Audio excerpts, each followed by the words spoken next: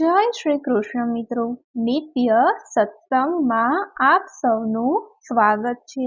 આજે આપણે સાંભળીશું પુરુષોત્તમ માસ કથા અધ્યાય 2 પવિત્ર પ્રશ્ન।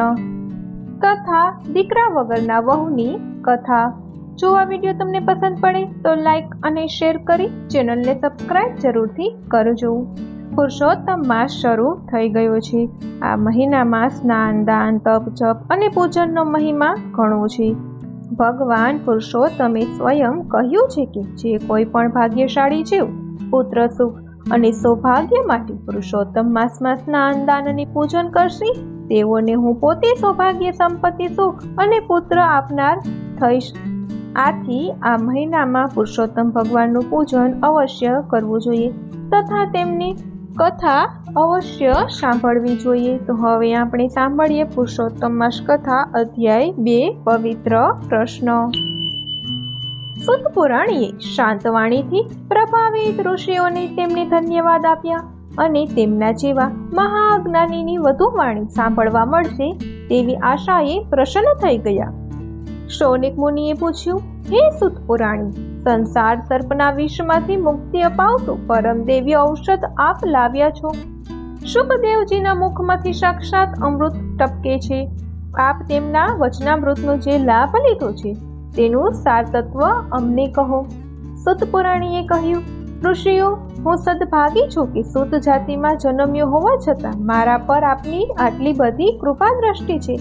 આપ જેવા મહાત્માઓના સત્સંગથી જ મને કથા કીર્તન ઉપર પ્રેમ જાગ્યો છે। તો સાંભળો। બ્રહ્માપુત્ર નારદજી એકવાર અલકનંદા ગંગાના કિનારે બદ્રી નારાયણના આશ્રમમાં ગયા અને નમસ્કાર કરીને કહ્યું, હે કૃપાસાગર, હે સત્ય સ્વરૂપ, હે સાક્ષાત નારાયણ, આપ જ કહો છો કે સંયમ અને કષ્ટ સહન કરવામાં જ સાર્થકતા છે। સંસાર વ્યવસ્થા પાલનથી ચાલે છે। આ ભયાનક કળિયુગમાં ઘણા ઓછા માનવીઓ નીતિ, પુણ્ય અને સત્યનું આચરણ કરી શકે છે, જેથી માનવી કરે તેવું ભરે છે। હું મૃત્યુ લોકમાંથી જ આવું છું। મેં જોયું છે ત્યાં ચાલી રહેલી અવિદ્યા, માયા, મોહ, મમતાથી તો પ્રલય આવશે। માનવીઓને સન્માર્ગ ચિંતનાર કોઈ નથી। આપ તેમને કોઈ સુવ્રતનો સારાંશ સંભળાવો કે જેથી તેઓ તેનું આચરણ કરી કલ્યાણ સાધી શકે। ભગવાન નારાયણ બોલ્યા, વત્સ નારદ, તમારા જેવા પરોપકારી મહાત્માઓ જ સંસારિક માનવીઓનો સંતાપ કરી શકે છે। હે પુત્ર, શ્રી કૃષ્ણ એ જ પુરુષોત્તમ પ્રભુ છે। એમની પવિત્ર લીલાઓના શ્રવણથી માનવીના સર્વે સાંસારિક અને આત્મીય દુઃખોનો નાશ થાય છે। હું એ જ પુરુષોત્તમના પ્રિય એવા માસનું આખ્યાન કહી સંભળાવું છું। દેવર્ષિ નારદે પૂછ્યું, પ્રભુ, આ નવો માસ પુરુષોત્તમ માસ કયો? તેના અધિષ્ઠા દેવ કોણ? એમની કથા કહો। સૂત પુરાણીએ ઋષિઓને કહ્યું। નારદજીના આ પ્રશ્નનો ભગવાન નારાયણે ઉત્તર આપ્યો કે પુરુષોત્તમ ભગવાન પોતે જ હોવાથી તેનું નામ પુરુષોત્તમ માસ પડ્યું છે। તેમાં તપ, દાન અને વ્રત ફળદાયી નીવડે છે। નારદજીએ પૂછ્યું, આ તપ, દાન, વ્રત કઈ રીતે કરવા? આજે તો સમગ્ર વિશ્વ દુઃખથી ત્રાહિમામ છે। કોઈ સરળ ઉપાય બતાવો કે એવી કથા કહો કે જેથી શાંતિ અને આશ્વાસન મળે। સૂત પુરાણીએ કહ્યું, નારદજીની વિનંતીથી ભગવાન નારાયણે મૃત્યુલોકના માનવીઓના લાભાર્થે પુરુષોત્તમ માસના મહાત્મયની કથાનો પ્રારંભ કર્યો। તો મિત્રો, આ હતો પુરુષોત્તમ માસ કથા અધ્યાય 2। હવે આપણે સાંભળીએ દીકરા વગરના વહુની વાર્તા। પ્રાચીન કાળની આ વાત છે। એક નાનકડું નગર હતું। એમાં મૂળચંદ મહેતા નામે એક બ્રાહ્મણ રહેતો હતો। તેની પત્નીનું નામ મંગુ ગોરાણી હતું। બ્રાહ્મણને બ્રાહ્મણી જીભના સાચા, મન મીઠા, સ્વભાવે સરળ, નગરના દુઃખે દુઃખી ને નગરના સુખે સુખી, કોઈનું ટાંપું કરવામાં, તૈયાર કામ કરવામાં જરાય ન લાગે વાર, મનમાં મોટપ નહીં, ઘરમાં કશાયની ખોટ નહીં। આવા પરગજુ અને મીઠા સ્વભાવવાળા મૂલચંદ મહેતાને આખું ગામ મહેતાજી કહીને જ બોલાવે। મંગુ ગોરાણીને ગોરાણીમાં કહીને બોલાવે।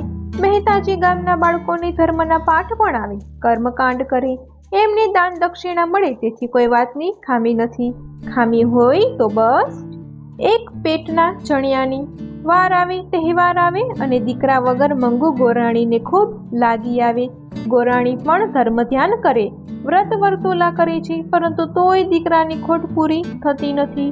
ગોરાણીની પુરુષોત્તમ માસના વ્રતની અને કરવાથી ભગવાન મીઠા ફળ આપે છે તેની ખબર. મહેતાજી ઘેર આવ્યા એટલે ગોરાણીએ કહ્યું, સાંભળો છો? મહેતા કહી, હા, પુરુષોત્તમ માસ નજીક આવે છે અને મારે આખો માસ વ્રત રાખવું છે. મહેતાજી કહે, રાખો ને, એમાં શું, એ તો ઉત્તમ કાર્ય છે. ધર્મ ધ્યાનમાં પૂછવાનું હોય? તમે એકલા નહીં, આપણે બંને નિયમ રાખીશું. ગોરાણી કહી, ઘરમાં વહુ હોય તો કેવું સારું, ઘરના બધા કામ કરી દે, રસોઈ કરી દે, ઘરકામની કોઈ ચિંતા ન રહે અને આપણે કોઈ જાતની અડચણ વગર નદીએ નહાવા જઈ શકીએ, પ્રભુ ભજન કરી શકીએ. માટે ગમે તેમ કરી વહુ લાવી દો. મહેતાજી કહે, ગાંડી રે ગાંડી, દીકરા વગર વહુ કોણ દે? ગોરાણી કહે, એ હું કાંઈ ન જાણું, બસ વહુ લાવી આપો. મહેતા કહે, પણ તમે સમજો તો ખરા. ગોરાણી કહે, એમાં શું સમજવાનું? કોઈ પૂછે તો કહેજો કે દીકરો કાશીએ ગયો છે કર્મના પાઠ શીખવા, વેદની વાતો શીખવા, ધર્મ ધ્યાન શીખવા, બસ.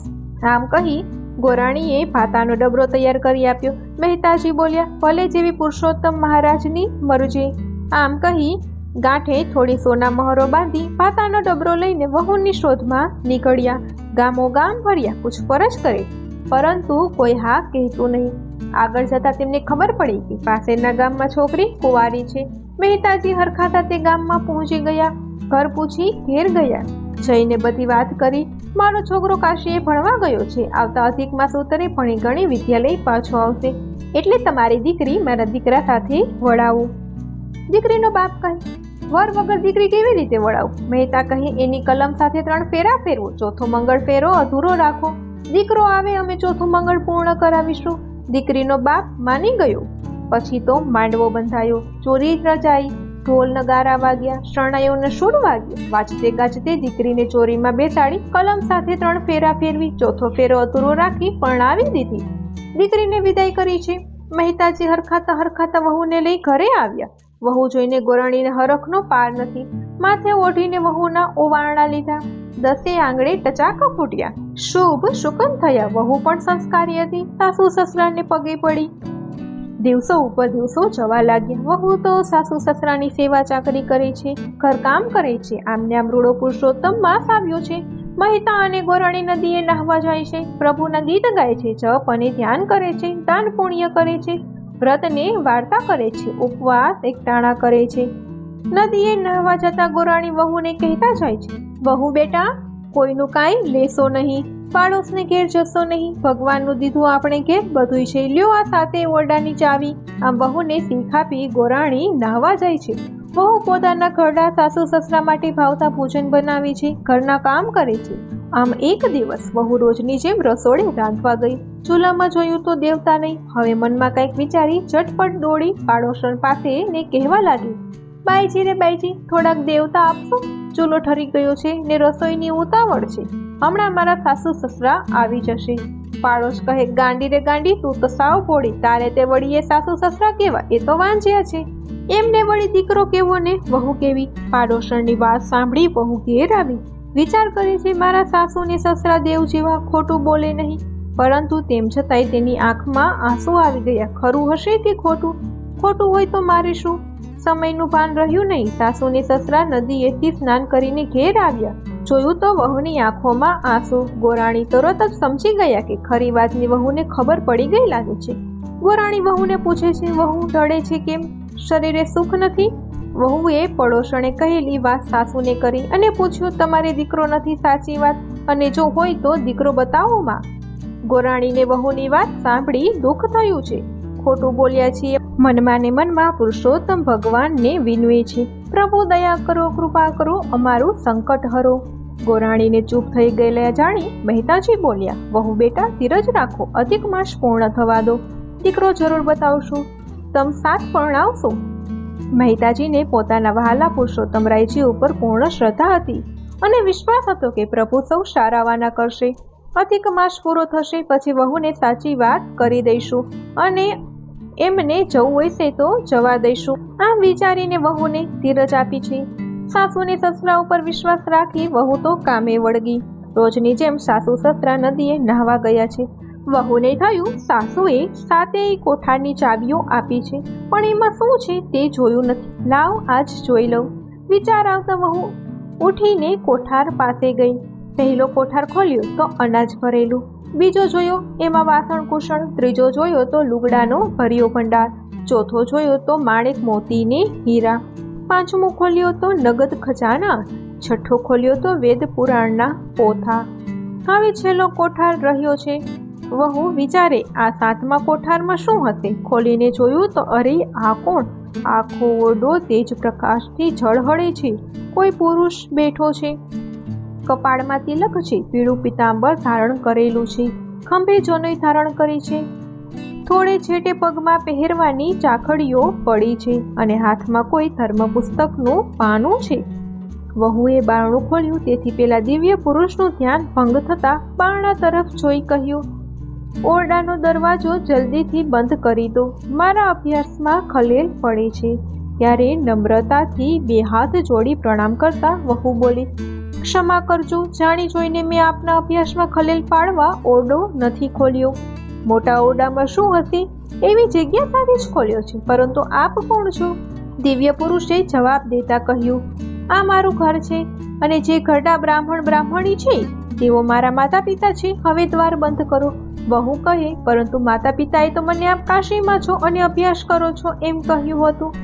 હા, એ ખરું છે, પરંતુ ગુરુ કૃપાએ અને યોગના બળે હું કાશીમાં પણ અભ્યાસ કરું છું અને અહીં આ ઓરડામાં પણ છું. અધિક માસ પૂર્ણ થઈ મારો અભ્યાસ પૂર્ણ થશે એટલે તમે મારા પિતાને કહેજો કે લગ્નની તૈયારીઓ કરીને આ ઓરડા પાસે આવી મને પુરુષોત્તમ દીકરા કહીને પોકારે.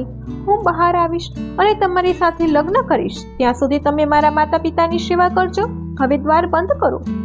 આટલું સાંભળતા જ વહુએ તરત જ ઓરડાનો દરવાજો બંધ કરી તાળું વાસી દીધું અને હરખાતી ઘરના કામકાજ તરફ વળી. જાણે કાંઈ બન્યું જ નથી તેમ રોજની જેમ સાસુ સસરાની સેવા ચાકરી કરવા લાગી, ઘરકામ કરવા લાગી. સમય વીતતા પુરુષોત્તમ માસ પૂરો થયો. છેલ્લો દિવસ હતો. આજે ઉજવણું હતું તેથી વહુએ વ્રતના ઉજવણા માટેની બધી તૈયારી કરી લીધી. ત્યાર પછી પોતાના જે લગ્ન છે એમ વિચારીને પાસે પાડોશીઓને ગામના નોતરા દઈ પાછી આવી. પોતાના સાસુ સસરાને કહે, આજે તમારા દીકરા આવશે અને મારી સાથે ચોથો ફેરો કરશે એમ તમે કહ્યું હતું, માટે લગ્નની તૈયારી કરાવો, મંડપ બંધાવો, ચોરી રચાવો. ભગવાન ઉપર પૂર્ણ વિશ્વાસ રાખીને મહેતા અને ગોરાણીએ સર્વ વાતેની તૈયારી કરી લીધી છે. તેમ છતાંય મનમાં મૂંઝવણ થાય છે. હે પ્રભુ, અમારી લાજ હવે તારા હાથમાં છે. હે નોધારાના આધાર, અમારી ઉપર તારી કૃપા દ્રષ્ટિ રાખજે. મારા વહાલા, આમ પતિ પત્ની બંને મનોમન ભગવાનને વિનવે છે. ત્યાં તો લગ્નની ઘડી આવી પહોંચી અને મંત્ર ઉચ્ચાર કરતા બ્રાહ્મણે કહ્યું, વર કન્યા પધરાવો સાવધાન. સાંભળી ગોરાણી અને મહેતાજી મૂંઝાવા લાગ્યા. હવે શું કરીશું? હમણાં આપણી આબરૂ ધૂળમાં જશે.